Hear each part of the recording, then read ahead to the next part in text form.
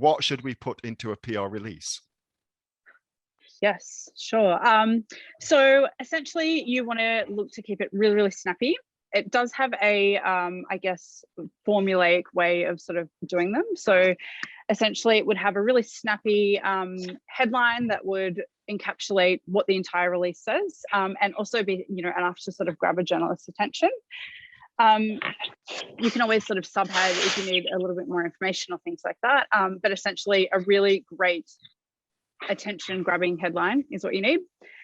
Immediately underneath it, it should literally have one paragraph which says who, what, when, where, why of what your release is wanting to say. So, introducing a brand new product, launching today on Amazon, this is an amazing XYZ that's going to fix all your problems.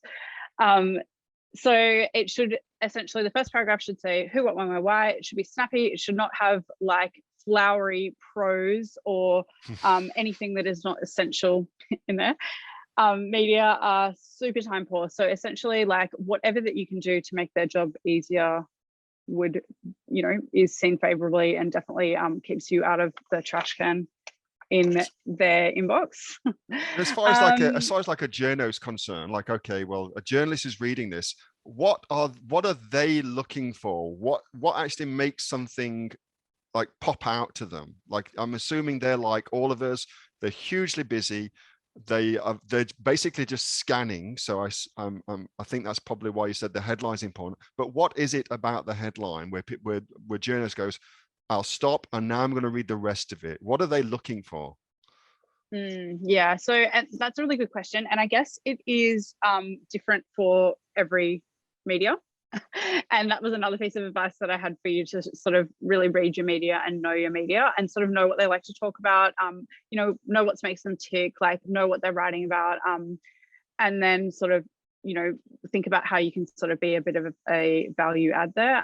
But the other thing that you need to sort of be thinking about is like the angle. So essentially it can't just be we have a new product.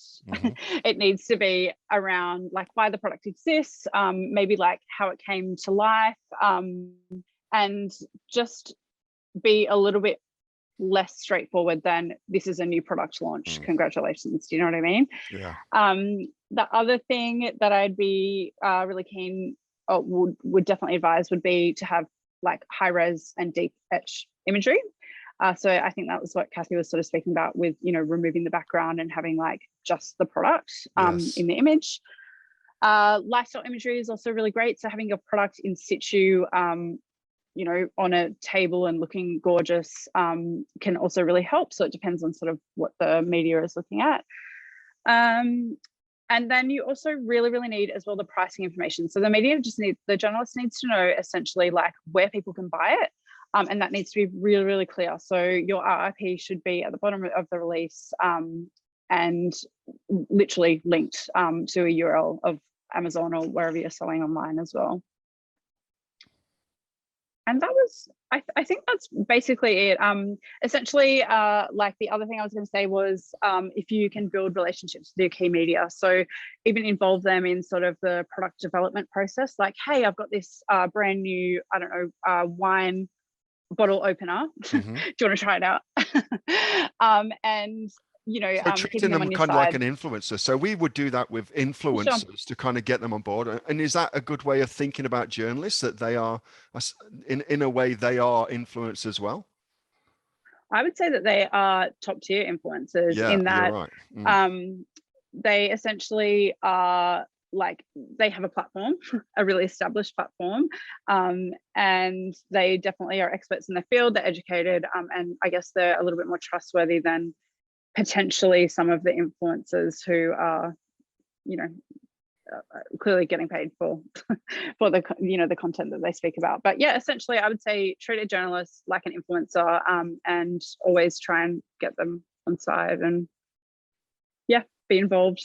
And is that something that as a PR expert you are taking the agency into building relationships with influencers in that respect, or are you going to focus purely on this quote unquote traditional media outlet as journalists?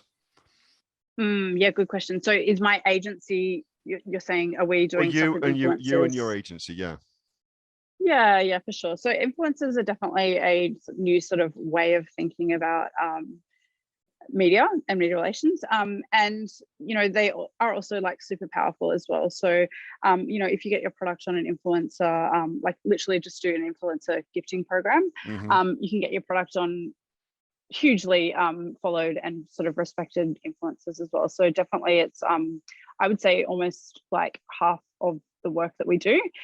And certainly my consultations that I do would be like a PR and influencer strategy in terms of like earned media, and also we can speak about as well paid influencer collaborations and things like that, if that's of interest, / if there's budget there for that.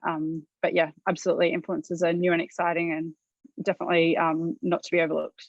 All right. Well, that's very, very fascinating for me. I mean, that was a very self-serving question, selfish question, because that was just something I'm interested in.